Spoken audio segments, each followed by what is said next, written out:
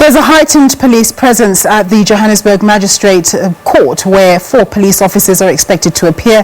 They were arrested in connection with the fatal shooting of Mthokozisi Ntumba. The Independent Police Investigative Directorate arrested them on Monday. A large contingent of students is expected to protest outside the Johannesburg Magistrate court where 4 police officers are going to appear. This is in support of the Ntumba family who was allegedly shot and killed by police during students' protests. Ntumba was not part of the protest and was leaving a private clinic when caught in crossfire between police and students. Police have maintained heavy presence to keep order. The officers are facing charges of murder, attempted murder and defeating the ends of justice. Now, for more on this story, let's cross to our reporter now, Nozintombi Miya. Thanks very much, Nozintombi. Any movement so far? When are we expecting things to kick off? Thank you so much, Nompu. It's been a very highly anticipated case today here.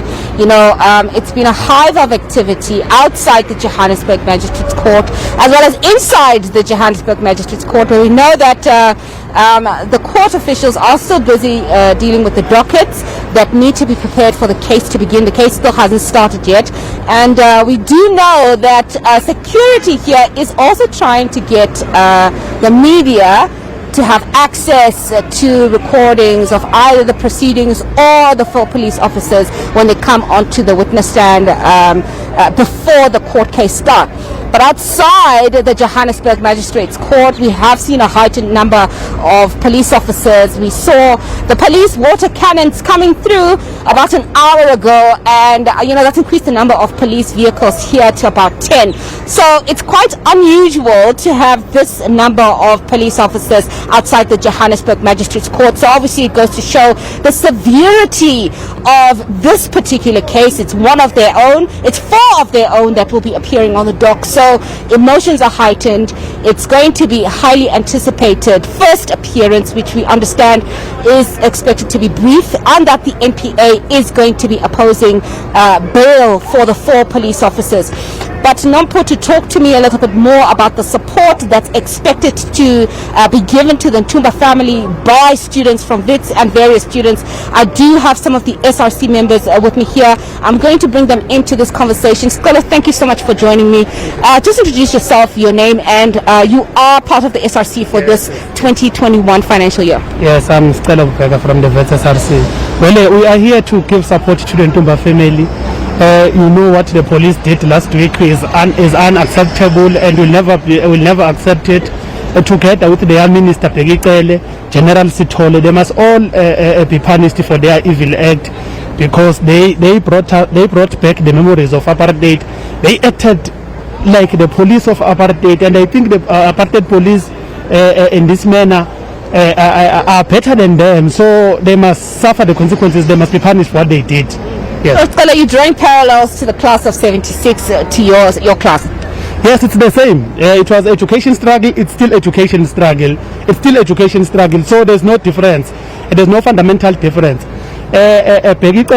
His police that are here appearing in the courts today, they must be punished for what they did, because if they don't get punished, they will do it again. You saw on Monday they tried doing it. They injured students with the rubber bullet and whatever that they used. We don't know what they really used. So if we don't stop them now, or the courts don't stop them by punishing them, they will continue.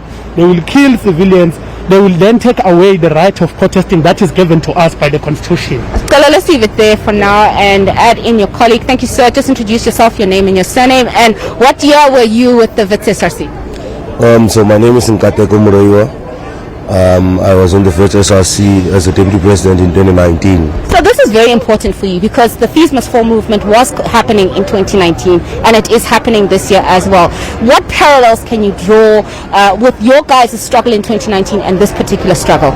You see, Fees Must Fall, I think, has been happening since time immemorial, because as we understand it, education is the key to success.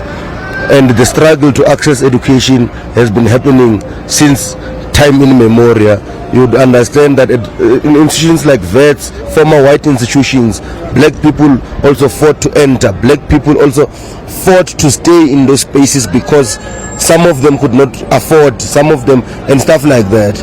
But let me just say, it's a sad day today for our democracy. I'm usually a very vocal person. I'm very vocal, but it's quite a sad day for our democracy. And I think the very fabric that has been holding it is slowly but surely dying.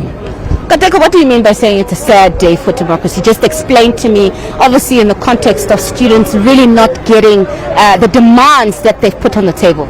You see, our democratic dispensation dictates that if we don't feel that the government is doing good to us, we have the right to protest, we have the right to voice our demands, we have the right to do anything that is non-violent, and we did all those things. But Mthokozisi was killed. You see, my sister, I was standing about 100 meters away from when it happened. I was seeing everything that happened. I even saw the body of Mthokozisi. I looked at it once. I didn't want to look back because the eye had burst. And this is a policeman who shot at close range. And these are people who are supposed to protect our democracy. This is law enforcement. What law are you enforcing if you are taking the very right, the very fundamental right that is in the Constitution? Because the right to life is the first right in any Constitution. So what law are you enforcing? Kateko, today is a double trauma for you. Not only were you there and you witnessed what happened, you also have to relive it through this particular case. Obviously, I mean, it happened. We can't reverse it. But to be honest with you, I try to put those memories in the back of my mind, because once I start thinking about it, that a human being can do such evil on another human being, it saddens me. That is why I concur with my colleague, because it's not like the police did not get a command. They got a command from somewhere, and I think even the commander must be arrested for lack of oversight.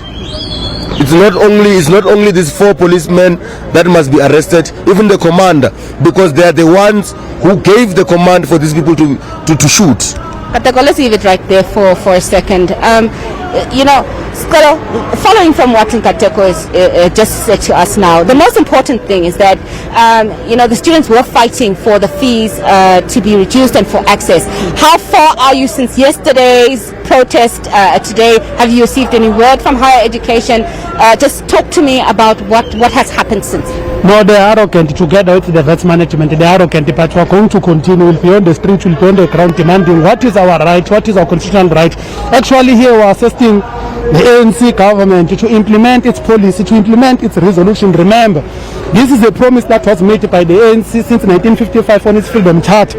It made it again in 1994 in its manifesto. They made it again in 2007 in Polokwane Conference, 2012 in Mangaung, 2017 in Nazareth. They reaffirmed that they will implement it. So how do they then justify what they did today in Braamfontein by killing someone who was passing, who was not even actively involved in the protest? Even if he was involved in the protest, he was fighting for the constitutional right to have access to free education. We all want this thing. If you are serious, my sister, about changing this country, you won't be able to change it if education is still not accessible. Kateko, I just want to bring you in just for your final thoughts here. What is the way forward for students with this protest? So there's only one way forward. Ntumba's life was not taken in vain. We are not going to retreat. We are not going to backtrack on what we are fighting for. Now we want for education, and we are still going to fight for it. The way forward is simple. We are going to fight for free education until we get it. That's the way forward. Your closing arguments, just give us your final thoughts. What's the way forward for students, outside of this particular process? What is the way forward? Well, the way forward is one, is to fight for free education. and we want it now. Now we don't want it in our lifetime, because this thing of saying in our lifetime, we don't know, maybe our lifetime is 5 years, 10 years. We want it now. We are going to fight, and we urge students across the country to fight for this right. Nozi, just before you close off, I would want to give out a plea to parents. Parents must not think that we are hooligans. Parents must never think that what we are fighting for will never affect their children. Because the narrative is now, because people always believe that police will never shoot without a reason, because these are people who are supposed to enforce the law. But all of a sudden now, people will think that we were shot because we were being violent. No, we were never violent. Parents must make research. Parents must also understand that free education should be compulsory for every student. Just as much as free education is compulsory in primary and secondary school, it should be compulsory in higher institutions of higher learning, because this is where we get the equipment and the skills to go and use, so that we liberate ourselves financially. Yeah. Parents must understand that we are fighting for the millions who are not able to access this education. We are fighting for the millions who are yet to be born, so that they can also enjoy free education. Parents must also do research on countries like Denmark, like Germany, so that they understand that education is a fundamental right for every student.